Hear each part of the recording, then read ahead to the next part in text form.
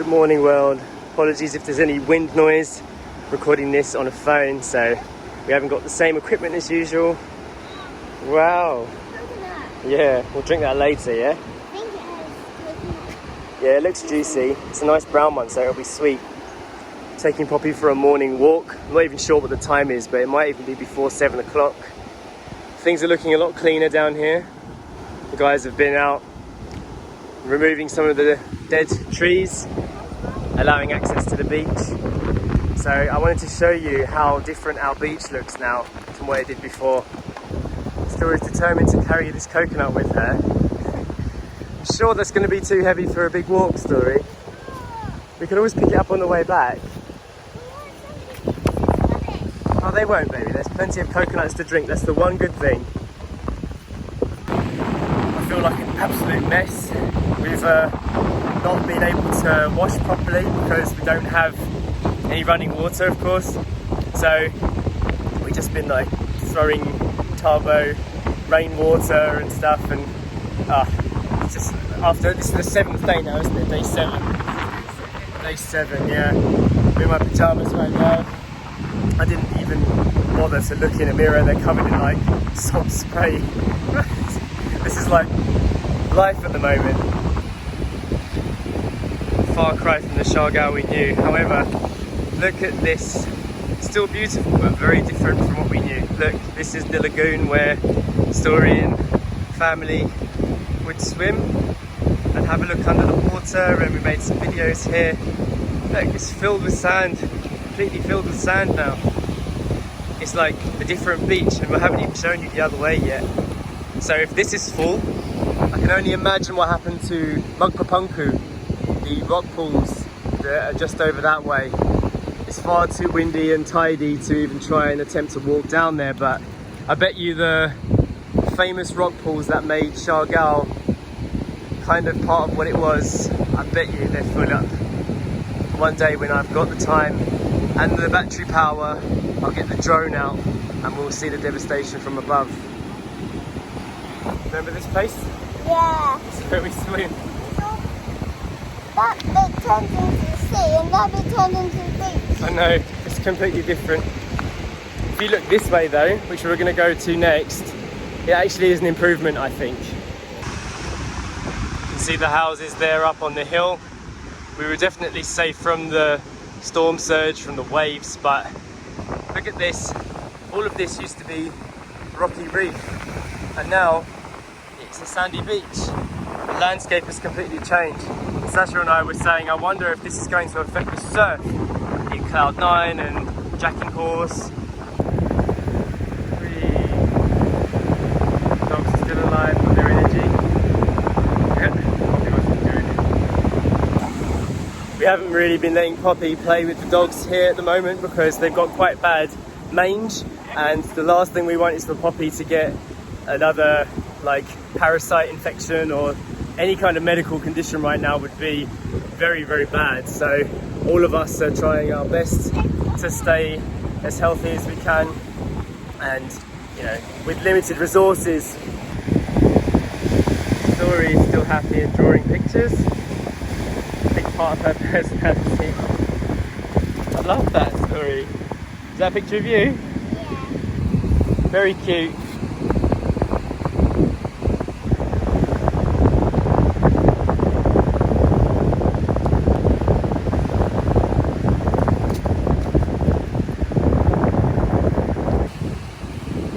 There's the remnants of an old boat here.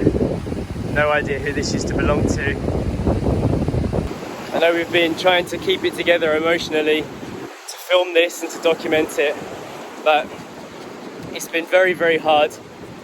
A lot of people that we know on the island have left without their pets and had to just kind of hope that they're going to be okay, and I don't know.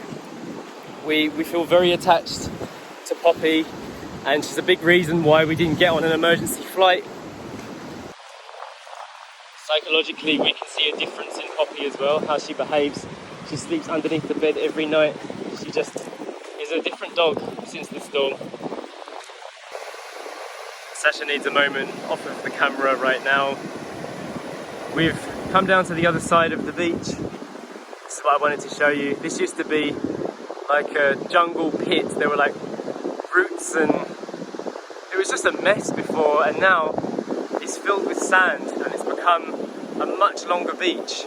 I can imagine once the trees have started growing back, it's going to be quite beautiful. Story and I did, and Mummy, we did a little treasure hunt here, and the landscape is very different.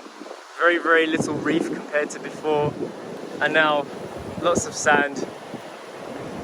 You okay? No, I know, it's hard, it's very hard.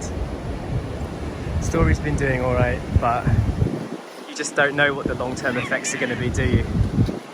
You okay, Story? I just saw something inside one of the shells that I saw. What kind of shape thing? There was like a seed inside those little shell things that the urchins turn into. Yeah? Yeah. A seed in there? Yeah, there's a seed in there. Oh. And I thought it was like an animal, but I think it's an sea animal, so I said, ah! Maybe it'll grow into something. Yeah. Poppy's digging a hole. We're going to head back because it looks like it's about to rain, doesn't it? But you can see something forming over there. And we're going to go and have breakfast now.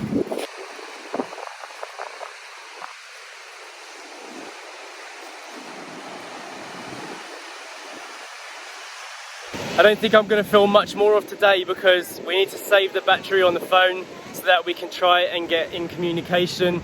We've heard rumours that there's another cell tower, a smart one, not a globe one, which is what I use, so Sacha's phone might be able to connect. And we're going to try and see if we can get messages out to people that we know here in the Philippines, see if we can work out what the logistical situation is, like whether we can bring some materials to the islands to help rebuild this life that we have here, because it will determine a lot what happens moving forward. We can't live like this long term without running water and utilities for, you know, who knows how long. We need to find solutions, whether they're solar or wind, I don't know. We need to find something for power. We need to get water reconnected to the house. For me, it's a priority because I don't know, Story's getting a rash on her skin. My skin has never been good, and without being able to wash properly, I don't want to be too negative, but this is a category 5 typhoon just destroyed a mega part of the Philippines, and you can't be super positive about that, can you? If you think about how terrible this a windstorm could be, it was worse than that.